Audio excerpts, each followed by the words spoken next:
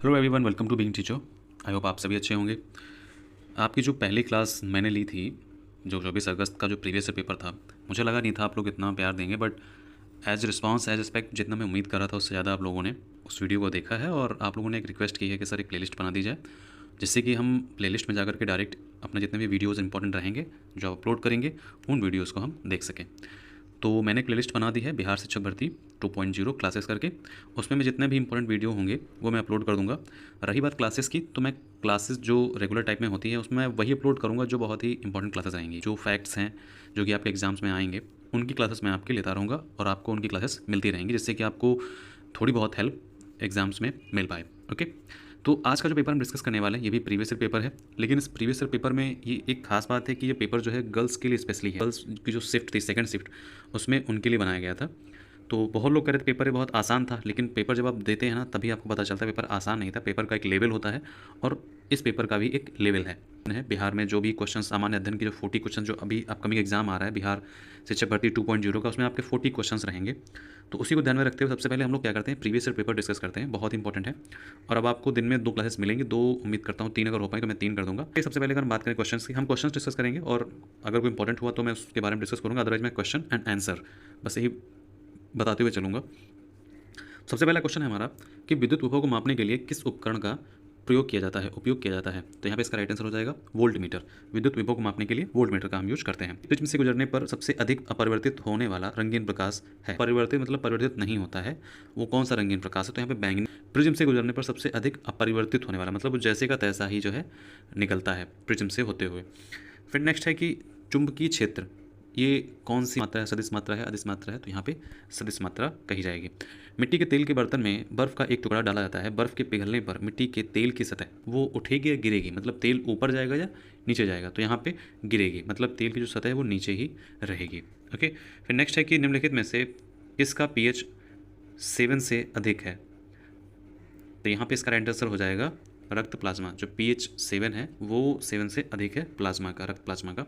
Next question है कि एक व्यक्ति पृथ्वी पर अधिक भार किस स्थिति में ढकेल सकता है। वेट है उसको किस स्थिति में ढकेल सकता है, हाथ से धक्का देने की कैसे ढकेल सकता है। बैठने की स्थिति में ढकेल पाएगा नहीं, बिल्कुल कोई ताकत ही नहीं लगेगी। तो यहाँ पे खड़े होने की स्थिति में जो है खड़ा रहेगा तो ढकेलेगा तो ताकत लगती है पूरी, और जो पत्थर है वो आगे बढ़ जाएगा।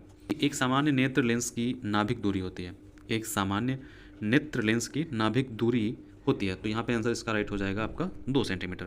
फिर नेक्स्ट है कि ओम के नियम के सत्यापन के लिए ध्यान रखने वाली बात। देखिए सबसे पहले इसमें बता दूं कि जो आंसर की हैं ये ऑफिशियल आंसर की से मैच किया हुआ है। मैंने अपनी तरफ से कोई भी इसमें करेक्शन नहीं किया। जो आंसर ऑफिशियल आंसर की से आए हैं, फाइनल आंसर की से मैंने क्वेश्चन पेपर को मैच किया हुआ है। ठीक है, तो यहाँ पे ओम के नियम के सत्यापन के लिए ध्यान में रखने वाली जो बात है वो कौन सी बात है, तो यहाँ पे हो जाएगा कि एमीटर को श्रेणी क्रम में और वोल्ट मीटर को समानांतर क्रम में जोड़ा जाना चाहिए। देखिए इसमें जो भी टॉपिक्स आए हैं ना इनको आपको रिवीजन करना है। जैसे कि ओम का नियम है, इसको आप एक बार जरूर पढ़ लेना।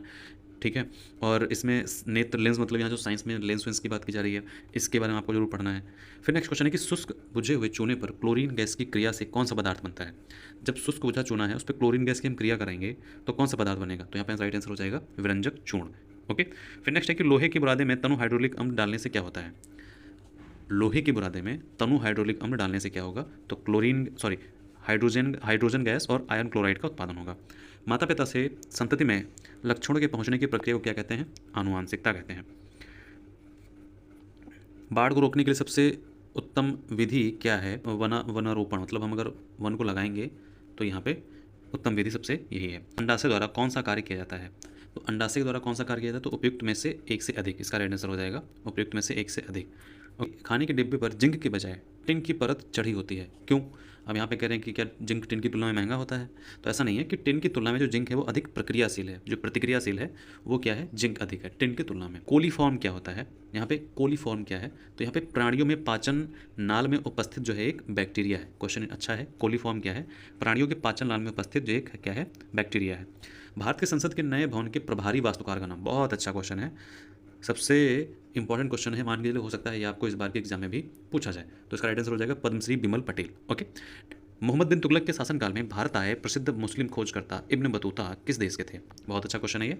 इब्न बतूता जो है वो किस देश के थे, मोरक्को के।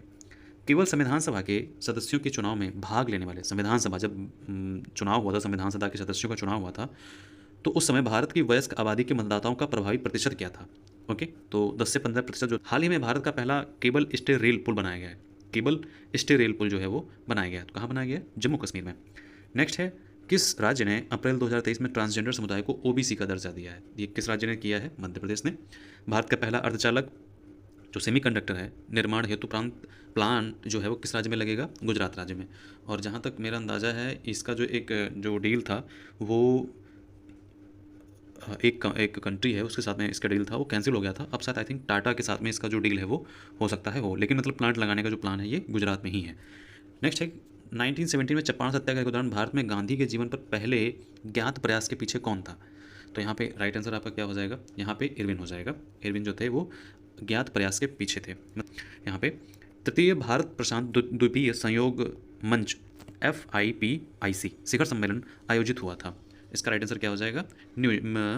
पपुआ न्यू गिनी में। ठीक है, पपुआ न्यू गिनी में जो तृतीय भारत प्रशांत एक सहयोग मंच शिखर सम्मेलन था वो पपुआ न्यू गिनी में हुआ था।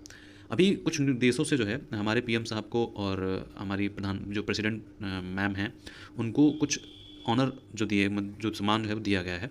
सबसे उच्च सम्मान उन देशों का है। तो जैसे कि उस चीज़ को भी आपको ध्यान रखना है क्योंकि ये क्वेश्चन भी बन सकता है कि किस किस देश से प्रधानमंत्री को और हमारे प्रेसिडेंट को अवार्ड दिए गए हैं। हाईएस्ट अवार्ड जो है उस देश का मिला है। I2U2 ग्रुपिंग का सदस्य है। तो यहाँ पे I2U2 मतलब आई जिसमें जिन स्टेट्स के या जिन कंट्री के नाम में आई आए और या फिर यू आए। ठीक है, तो यहाँ पे कह रहे हैं कि कौन सा हाल ही में गठित I2U2 ग्रुप का सदस्य है। तो यहाँ पे उपयुक्त में से एक से अधिक हो जाएगा। देखिए I2 का मतलब होता है इंडिया और इजराइल, और U2 मतलब UAE और यूनाइटेड स्टेट ऑफ अमेरिका। तो दोनों हो गए। तो यहाँ पे एक से अधिक आंसर होगा। तो तीनों यहाँ पे है जो राइट आंसर है। तो इसीलिए यहाँ पे आंसर डी जो है आपका राइट आंसर होगा। नेक्स्ट है कि रावल विल्सन किस शहर के पहले अश्वेत मुख्य न्यायाधीश बने हैं? तो यहाँ पे न्यूयॉर्क जो है आपका राइट आंसर हो जाएगा। निम्नलिखित में से किस देश की संसदीय समिति ने हाल ही में सिफारिश की कि भारत को नाटो प्लस समूह का हिस्सा बनाया जाना चाहिए? तो वैसे तो यहाँ पे सभी लोगों ने करी है, लेकिन यहाँ पे स्पेशली जो है वो USA ने करी। यहाँ पे मतलब मेंशन किसी का नहीं कि UK जर्मनी ने की है, लेकिन लिखित रूप में USA ने जो है वो नाटो प्लस का हिस्सा बनाने की बात जो है कही है भारत को। फिर अब नाटो के बारे में तो जानते ही होंगे आप लोगों ने, अगर करंट अफेयर पढ़ते हैं तो उसके बारे में आपको पता ही होगा। नहीं पता है नीचे कमेंट बॉक्स में कमेंट करके बताइए, वहाँ पे आपको उसका आंसर जवाब मिल जाएगा। 17 मार्च 2023 को अंतर्राष्ट्रीय आपराधिक न्यायालय ICC ने किसके विरुद्ध गिरफ्तारी वारंट जारी किया है? तो यहाँ पे रूसी राष्ट्रपति व्लादिमीर पुतिन किस लिए जारी किया है? उसका एक रीज़न है। उसका रीज़न ये है कि जो भी यूक्रेन और ये जो वॉर चल रही है ना, यहाँ पे इन पे एक ब्लेम है कि यहाँ पे इन्होंने बच्चों का जो है एक तरीके से अपहरण किया है। ओके, हालांकि वहाँ पे सच्चाई क्या है, कुछ लोग कहते हैं कि उनका अपहरण नहीं हुआ है, उनको वहाँ पे एक तरीके से छोड़ दिया गया था। तो उनको वहाँ से ला करके रसिया में और या फिर वहाँ पे उनको बसाया गया है। तो इसीलिए ये एक कंप्लेंट दायर की गई थी इंटरनेशनल कोर्ट में, वहाँ से इनको सज़ा मिली है। एक तरीके से वारंट जारी हुआ है, सज़ा तो नहीं मिली, वारंट जारी हुआ कि कहीं भी अगर देखते हैं पुतिन साहब तो उनको गिरफ्तार कर लिया जाए। ओके, फिर नेक्स्ट है कि अंतर्राष्ट्रीय बुकर पुरस्कार 2023 दिया गया, किसको दिया गया है? बहुत ही अच्छा क्वेश्चन है और इसका आंसर आपका हो जाएगा जॉर्जी गोस्पिडिनो। फिर नेक्स्ट है, भारत की 2011 की जनसंख्या के अनुसार बिहार की कुल महिला साक्षरता दर क्या है? बहुत अच्छा क्वेश्चन है। ये मैं डेफिनेटली बता सकता हूँ कि यहाँ पे इसका आपको राइट आंसर शायद ही ना मिले, बट यहाँ पे मैं बता सकता हूँ कि शायद 52% या इससे भी कम है। ओके, एक बार आप लोग चेक कर लेना क्योंकि यहाँ पे इसका राइट आंसर आपका है उपयुक्त में से कोई नहीं। यहाँ पे इन्होंने सही आंसर नहीं दिया है। ट्विटर के नए मुख्य कार्यकारी अधिकारी CEO कौन है? देखिए, जो मैं बता रहा हूँ कि आप लोग देख लेना, उस क्वेश्चन को आप लिख लेना, ठीक है, और उसका आंसर आप गूगल से कर लेना। तो साथ ही साथ में जो आपको एडिंग जो अदर इन्फॉर्मेशन है वो भी आपको मिल जाएगी। मैं यहाँ पे अगर इसका इन्फॉर्मेशन बता दूंगा तो आप लोग चेक नहीं करेंगे। ठीक है, एग्जाम आपको क्वालिफाई करना है तो थोड़ा मेहनत आपको बनती है। नेक्स्ट क्वेश्चन है कि ट्विटर के नए मुख्य कार्यकारी अधिकारी जो CEO हैं वो कौन है? तो यहाँ पे लिंडा याकारिनो हो जाएगा, जो है ये CEO हैं किसकी? ट्विटर की। X जो कि अब हो गया है, पहले ट्विटर कहते थे, अब इसको X के नाम से जानते हैं। फिर है सुभद्रा देवी, जिन्होंने 2023 में जिनको पद्म श्री पुरस्कार से नवाजा गया, वो कौन है? वो वास्तुविद हैं, अंतरिक्ष वैज्ञानिक हैं, पेपर मैसी कलाकार या फिर में से एक से अधिक इसका आंसर है। तो यहाँ पे पेपर मैसी जो है वो कलाकार के रूप में जानी जाती हैं। फिर नेक्स्ट क्वेश्चन है आपका, छोटा नागपुर क्षेत्र के मुंडा और संथाल निम्नलिखित में से किस पेड़ की पूजा करते हैं? तो यहाँ पे आपका जो मुंडा और संथाल है किसकी पूजा करते हैं? कदम्ब की। मतलब मुंडा और जो संथाल जनजातियाँ हैं छोटा नागपुर पठार में, जो कदम्ब लगता है जिसमें पीले पीले हल्के से पहले फूल आते हैं, उसके बाद में सफ़ेद सफ़ेद जो है एक तरीके से रोए टाइप से बाहर निकलते हैं, तो वो कदम्ब का फूल होता है। मुंडा और संथाल आप लोगों ने देखा होगा, जो है कदम्ब की पूजा करते हैं। निम्नलिखित में से कौन सा कथन उत्तरी अमेरिकी महाद्वीप की लेक सुपीरियर के संबंध में सत्य है? तो लेक सुपीरियर के संबंध में यहाँ पे कौन सा आंसर जो है वो आपका सत्य माना जाता है? तो यह कनाडा और USA के मध्य भौगोलिक सीमा बनाती है। ओके, फिर नेक्स्ट निम्नलिखित में से किसकी खेती जायद के मौसम में की जाती है? जायद के मौसम में किसकी खेती की जाती है? तो यहाँ पे मुझे जहाँ तक लग रहा है खरबूजा, तरबूज और खीरा, तीनों की यहाँ पे जो खेती है वो की जाती है। फिर नेक्स्ट है कि भूकंप के संबंध में निम्नलिखित में से कौन सा कथन सत्य है। भूकंप जो है उसके संबंध में कौन सा कथन यहाँ पे आपका सत्य है, तो यहाँ पे आपका हो जाएगा उपयुक्त में से एक से अधिक। देखिए, पी तरंगे, अनुप्रस्थ तरंगे धरातल पर उद्गम केंद्र के ऊपर के स्थान को अधिकेंद्र कहते हैं। जानवरों के व्यवहार का अध्ययन स्थानीय लोगों द्वारा अपनाए गए भूकंप की भविष्यवाणी के तरीकों में से एक है। ये बिल्कुल करेक्ट है, ये भी करेक्ट है, लेकिन इसके बारे में मुझे नहीं पता है। अधिकेंद्र जो होता है वो एक, इसको हम एपी सेंटर बोलते हैं, और एपी सेंटर का मतलब होता है धरातल पर उद्गम केंद्र के ऊपर के स्थान को नहीं, ये अंदर के स्थान को बोलते हैं। जहाँ से उद्गम होता है धरती के निचले स्थान में, वहाँ से जब होता है तो उसको हम एपी सेंटर बोलते हैं, अधिकेंद्र। ओके, तो यहाँ पे ये गलत हो जाएगा, ये और ये आपका सही है। आकार और माप में समानता के कारण किस ग्रह को पृथ्वी का जुड़वाग्रह माना जाता है, तो यहाँ पे राइट आंसर हो जाएगा शुक्र को जुड़वाग्रह माना जाता है पृथ्वी का। कौन सा देश अमेजन नदी बेसिन का हिस्सा है, सही, बहुत अच्छा क्वेश्चन है। कौन सा जो देश है वो अमेजन बेसिन नदी का हिस्सा है, वेनेजुएला। निम्नलिखित में से कौन सा विकल्प पृथ्वी की सतह से शुरू होकर वायुमंडल की परतों का सही क्रम है। बहुत अच्छा क्वेश्चन है कि बहुत बेसिक क्वेश्चन पूछे गए हैं, और मैं यही आपको बताऊंगा कि आप लोग बेसिक क्वेश्चंस को आपको इसको पूरा देखना है, समझना है, क्योंकि मैं दावे के साथ कह सकता हूँ इस क्वेश्चन पेपर से आपको 10 क्वेश्चन जरूर मिलेंगे। और जो मैंने इससे पहले वाला क्वेश्चन पेपर डिस्कस किया था उसका लिंक आपको ऊपर आई बटन में मिल जाएगा या फिर नीचे डिस्क्रिप्शन बॉक्स में मिल जाएगा, और मैंने एक प्लेलिस्ट बना रखी है, वहाँ पे आप जाकर के देख सकते हैं। इस पेपर से 10 क्वेश्चन और जो मैंने उस पेपर से, तकरीबन इन दोनों पेपर से आप मान के चलिए 15 से 17 क्वेश्चन आपको मिलने के लिए पक्के हैं। ठीक है, तो अगर आप इनके बेसिक्स अगर आप कवर करते हैं, इस क्वेश्चन पेपर को अच्छे से पढ़ते हैं, जो क्वेश्चन आपको समझ नहीं आ रहा उसका अगर आप रिसर्च करते हैं, क्योंकि देखिए पेपर का जो लेवल है जो बनेगा वो प्रीवियस ईयर पेपर के अकॉर्डिंग से थोड़ा बहुत मिलता जुलता आता है। पूरा पेपर नहीं देंगे लेकिन थोड़ा बहुत मिलता जुलता, जैसे कि 150 क्वेश्चन है, उसमें से आपको अगर 15 क्वेश्चन इन दोनों पेपर से मिल जा रहे हैं तो क्या हर्ज है। आप लोग इस जनरल स्टडीज़ के जो पेपर है इनको अच्छे से पढ़िए, समझिए।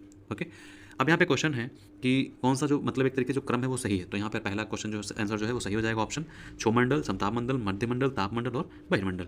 महासागरीय परपटी के मुख्य खनिज घटक क्या है। महासागरीय परपटी, जो महासागरीय परपटी का मतलब ये है कि जिसमें जो महासागर है उसका जो परपटी ऊपर का जो हिस्सा है उसमें कौन से खनिज पाए जाते हैं, तो क्या हो जाएगा सिलिका और मैग्नीशियम। निम्नलिखित में से कौन सा मल्चिंग शब्द की व्याख्या करता है। मल्चिंग क्या है, तो यहाँ पे फसलों के बीच खाली जमीन को पुआल जैसे जैविक पदार्थ की परत से ढकना, उसको क्या कहते हैं, मल्चिंग।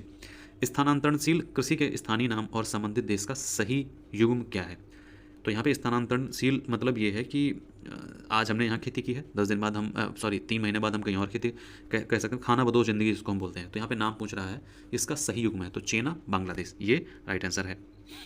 भारत के खनिज तेल उत्पादक क्षेत्र और इसकी अवस्थितियों का सही क्रम बताइए, तो इसमें यहाँ पे एक से अधिक आंसर हो जाएगा। यदि ग्रीनविच में दोपहर के 12 बजे हैं तो ग्रीनविच के 30 डिग्री पूर्व में क्या समय होगा। देखिए यहाँ पे आपका ग्रीनविच का मतलब ये मान लीजिए आपकी ग्रीनविच रेखा निकली है ये, ठीक। अब यहाँ पे ये पूछ रहा है, यहाँ पे सॉरी एक सेकंड, यहाँ पे ये मान के चलिए ग्रीनविच रेखा है। अब ये आपका कह रहा है कि 12 बजे हैं दोपहर के, तो ग्रीनविच के 30 डिग्री पूर्व में, तो ये आपका पूर्व हो गया, क्या समय होगा। ओके, तो यहाँ पे इसका राइट आंसर हो जाएगा 2 बजेंगे। अब यहाँ पे क्या हो जाएगा 2 बजने के मैं बता रहा हूँ, यहाँ पे 1 डिग्री बराबर क्या होता है 4 मिनट। ओके, 4 मिनट होता है 1 डिग्री बराबर। अब 30 डिग्री है तो 30 मल्टीप्लाई बाई 4, तो यहाँ पे क्या हो जाएगा 120 मिनट। अब 120 मिनट का क्या हो जाएगा 12 से 2, तो यहाँ पे 2 आपके बच जाएंगे, मतलब यहाँ पे जो आंसर होगा वो आपका 2 होगा। फिर नेक्स्ट है कि भारत के खनिज तेल पेट्रोलियम उत्पादक क्षेत्र और इसकी अवस्थितियों का सही युग्म क्या है, तो यहाँ पे इसका राइट आंसर हो जाएगा उपयुक्त में से एक से अधिक। यहाँ पे आपके राइट आंसर हो जाएगा उपयुक्त में से एक से अधिक। जवाहरलाल नेहरू की अस्थायी सरकार में श्रम मंत्री कौन थे। यहाँ पे श्रम मंत्री पूछा गया कि जवाहरलाल नेहरू के अस्थायी सरकार में जगजीवन राम श्रम मंत्री थे। बिहार की किस जनजाति ने कांग्रेस के गया अधिवेशन में भाग लिया। यहाँ पे उराव जो जनजाति है उसने, बिहार की जो जनजाति है उराव, उसने कांग्रेस के गया अधिवेशन में भाग लिया था। जब गया अधिवेशन हुआ था उस वहाँ पे भाग लिया था। 1918 के किस महीने में चंपारण कृषि कानून, जिसको हम चंपारण एग्रेरियन एक्ट कहते हैं, यूरोपीय नील बागान के स्वामी के विरुद्ध पारित हुआ, तो यहाँ पे राइट आंसर हो जाएगा उपयुक्त में से कोई नहीं। यहाँ पे किस महीने की बात की तो हम महीना नहीं दिया है यहाँ पे आपका, इसको आप गूगल से देख लीजिएगा। ओके, निम्नलिखित युग्मों में से मैं इसलिए बताता हूँ गूगल से देख लीजिएगा, मैं आंसर बता दूँ, लेकिन यहाँ पे जब आप गूगल पे जाएंगे वहाँ पे चेक करेंगे तो आपको और भी कुछ डिटेल्स मिल जाएंगे। मैं इसीलिए यहाँ पे जो क्वेश्चंस मुझे डाउटफुल लगते हैं, जब मुझे लगता है कि हाँ कुछ क्वेश्चंस को आपको डिटेल से समझना चाहिए, उसके मैं क्वेश्चन आप पे छोड़ देता हूँ, आप लोग जो है आराम से जाकर के चेक कर लीजिए। निम्नलिखित युग्मों में से कौन सा सही सुमेलित नहीं है।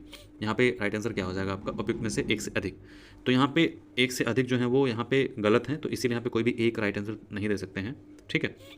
फिर नेक्स्ट क्वेश्चन है आपका, निम्नलिखित कथनों में से कौन सही है। यहाँ पे सही की बात की जा रही है, निम्नलिखित जो कथन इसमें कौन सही है, तो सुभाष चंद्र बोस ने द इंडियन स्ट्रगल का लेखन किया हुआ है। 1938 में किसकी अध्यक्षता में राष्ट्रीय योजना समिति की स्थापना की गई थी? यहाँ पे जवाहरलाल नेहरू इसका राइट आंसर हो जाएगा। फिर अगर नेक्स्ट क्वेश्चन की बात करें तो Mahatma Gandhi and Bihar some reminiscence पुस्तक के लेखक कौन है? यहाँ पे डॉक्टर राजेंद्र प्रसाद जो है वो इस पुस्तक के लेखक हैं। इस पुस्तक को आप याद रखिएगा, हो सकता है ये रिपीट क्वेश्चन हो जाए। किस स्थान पर बीजी तिलक ने होम रूल लीग की स्थापना की 1916 में? तो होम रूल लीग की स्थापना जो यहाँ पे पूना में की गई थी। किस आंदोलन के प्रभाव में आकर बिहार के लोगों ने चौकीदारी कर देने से मना किया? तो यहाँ पे सविनय अवज्ञा आंदोलन से चौकीदारी कर जो है देने से मना कर दिया गया था। हुंकार हिंदी साप्ताहिक पत्रिका के प्रकाशन से कौन संबंधित है? तो यहाँ पे एक से अधिक आंसर हो जाएगा। यहाँ पे आपका एक से अधिक लोग जो हैं हुंकार हिंदी पत्रिका साप्ताहिक प्रकाशन संबंधित हैं। ठीक है, नेक्स्ट क्वेश्चन है वह महिला स्वतंत्रता सेनानी कौन थी जो स्वतंत्रता आंदोलन की वयोवृद्ध महिला के रूप में विख्यात थी? तो यहाँ पे आपका राइट आंसर हो जाएगा अरुणा आसफ अली। नेक्स्ट है किस अंग्रेजी सैन्य अधिकारी ने झांसी की रानी को यह कहते हुए श्रद्धांजलि दी थी कि यह वह औरत सोई हुई है जो विद्रोहियों में एकमात्र मर्द थी? ठीक है, यहाँ पे किसने कहा था? ह्यूज रोज ने कहा था ये कि जो झांसी की रानी है वो विद्रोहियों में एकमात्र मर्द थी।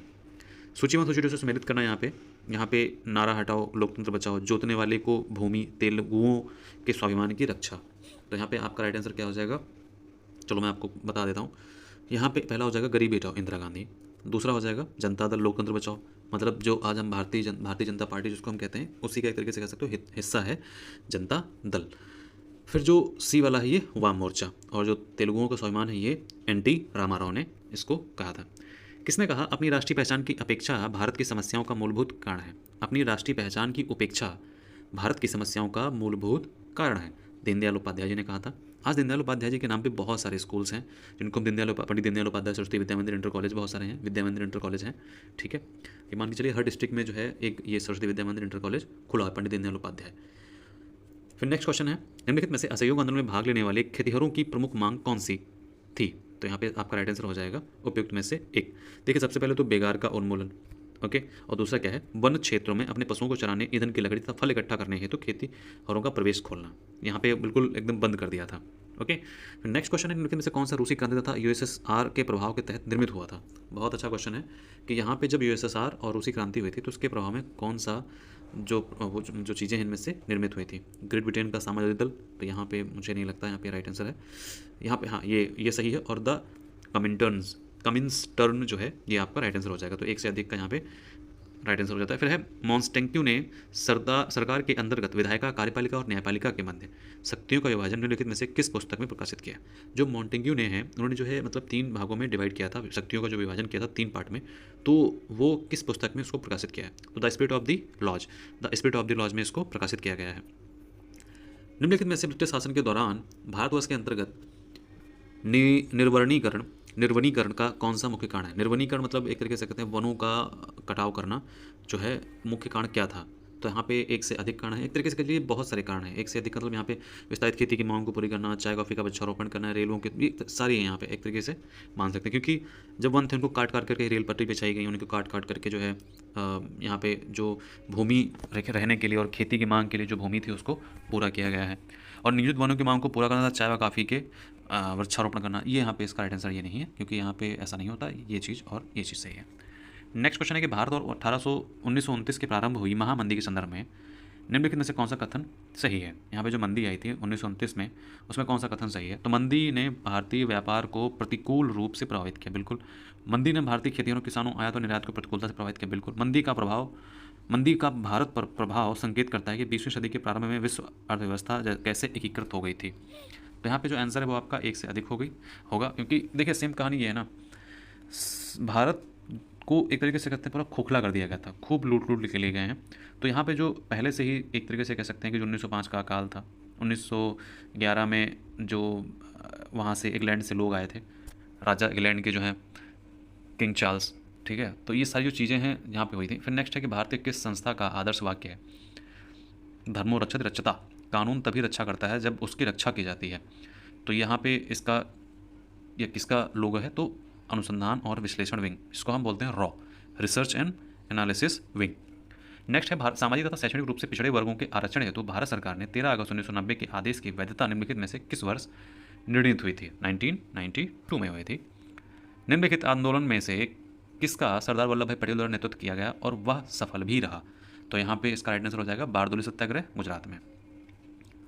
एंगस मेडिसन की पुस्तक the world economy historical statistics के अनुसार प्राचीन काल में भारत का विश्व जीडीपी पीपीपी में कितने प्रतिशत अंशदान था? तो यहाँ पे 32% जो है वो अंशदान माना गया है किस पुस्तक में?